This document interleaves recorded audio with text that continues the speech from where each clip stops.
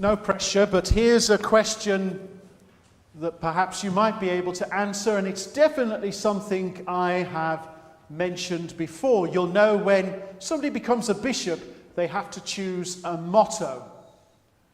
What's Pope Francis's motto? I don't blame you, you've forgotten.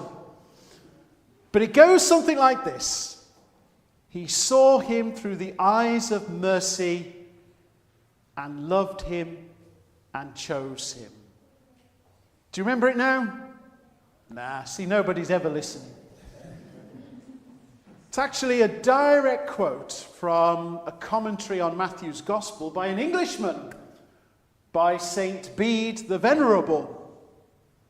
He saw him through the eyes of mercy and loved him and chose him. Don't ask me what it is in Latin, but that's Pope Francis's motto. And what a beautiful motto to choose, perfectly encapsulated by our painting by Caravaggio. It's interesting, in Matthew's Gospel, as we have just heard, it says, almost as a passing detail, Jesus walked on and saw him. What does that look like? What did it look like for Matthew? But perhaps more importantly, what does it look like for you? It's a beautiful call because, of course, Matthew was somebody very much on the edge, hated and pilloried by all those around him, always had to watch his back as a tax collector.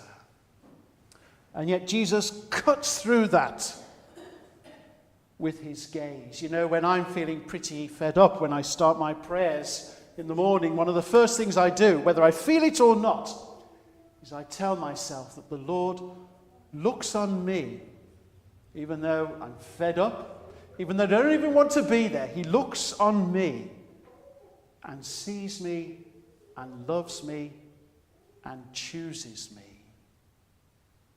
So perhaps the gift that Matthew offers us today is for each and every one of us to capture that moment where he looks at you, not Matthew, because that was a long while ago, but looks at you, sees you, notices you almost, loves you, and chooses you. I've mentioned this before, but again, I'll mention it again. Obviously, you forget things, my words of wisdom.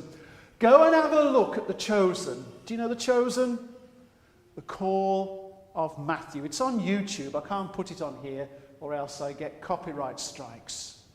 But there's this beautiful moment after Jesus has chosen Matthew and he starts to walk with him, and Jesus says something to Matthew like, "Put your guest clothes on, we're going out tonight to eat." And Matthew says, "Oh, that's nice. Where?" And Jesus says, "Your house." Mercy invades the life of Matthew. And from then onwards, having been seen and noticed by Jesus, loved and chosen, he left everything and followed him.